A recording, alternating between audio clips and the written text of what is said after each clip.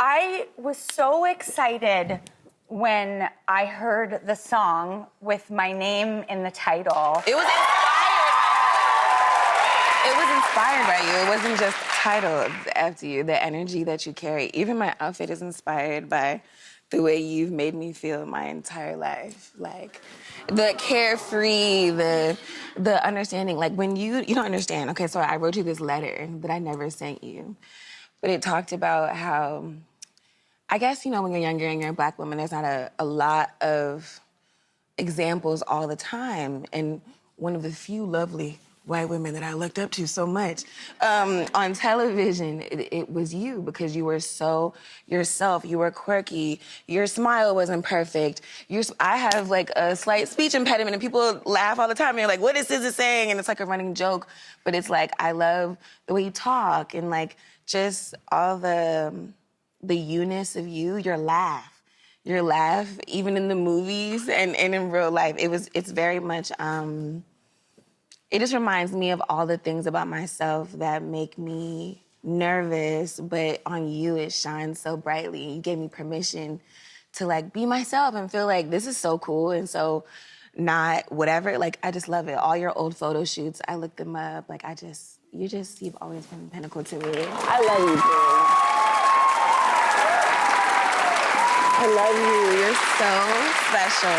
And every time it rains, it's like, dance the rain, sing the rain. Dance in that rain. If you see I've been doing that. If you see water, get in it. Just jump. I agree. Do you know what's so wild to hear you saying these things is because I think out of my own lack of assumption and, you know, maybe it's humble insecurity or whatever, even though we had that talk in the trailer that night, I think I always still convinced myself, like, it was just words that she used for the song, and the words were my name, and I had not really heard you explain it like this, because we were in the trailer, we did the music video, and I was just so excited to show up for you. I couldn't believe you did that. Oh my God, anything for you. Why Are you would kidding? Do that? Why would you're like? That's what I'm saying. See, that's like, your how spirit. I feel too. Like, why would you do that? And I think maybe what you picked up when you were young, because it's no different now, is this lack of assumption. We are looking for permission to be ourselves. We are looking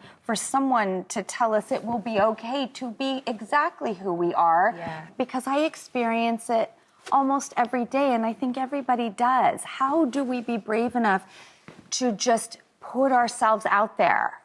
I mean, I talked to my therapist yesterday, and I thought of her this morning, and, you know, she was like, this is my first television interview also. Oh my God!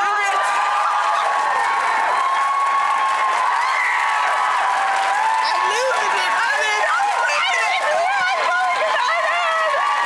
Thank y'all. And she was like, you know, what are the chances that, like, you know, you won't let your anxiety, and I was just like, the chances are slim, Doc, they're slim. You know this little star on the floor, randomly, my mom gave me a star like 2 days ago that she got at church. On one side, it's like the word for the year that God gives you for the year, or just like the universe gives you for the year. And on the other side is the word that you pick for yourself, but you don't look at the other word until you write your own word. So I wrote faith for myself. Oh my God, I can't believe you said that. I was gonna say, my word would be faith. Ooh. Ah! It's not the word. And do you know why it is? Because it's true.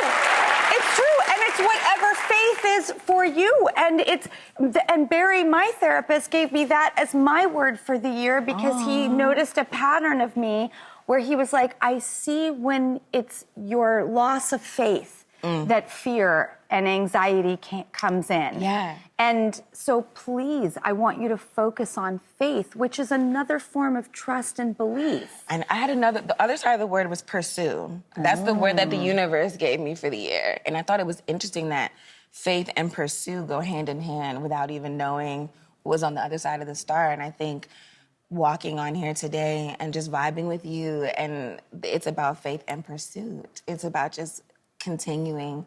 And thank you for just even making it available for me to pursue. I'm so glad. Life is a one foot in front of the other journey. Yeah. And I love being afraid because it means I'm facing a fear. I feel like this is the first year I've ever gone into in my whole life where I understand that fear, stress, and anxiety exists. Yes. I'm not going to be able to eradicate them from my life completely. Yes. But I have a new idea on how I'm going to work with them. Same. Oh my God, same.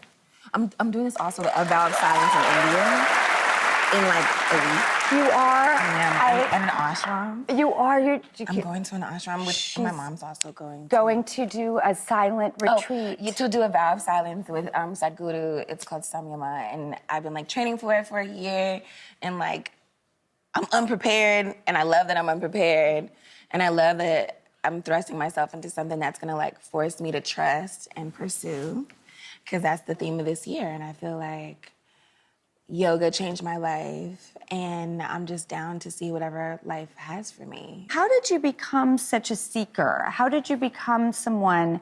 I know that when you were young, you used to like write words and Journal so much. Journal like crazy. Yeah, that's so random. I don't know why I journaled so dramatically as a child. Do you think that it enabled you to be a songwriter? Was it like a link in the chain, possibly? Definitely, because I never really looked at myself as like, oh, I'm an artist, I'm a singer. I kind of looked at myself as like, oh, I'm a poet. I loved Emily Dickinson. I loved all these or Bukowski, or like just random dramatic things. Bukowski's my favorite. Kind of dark. I was especially like, as a child.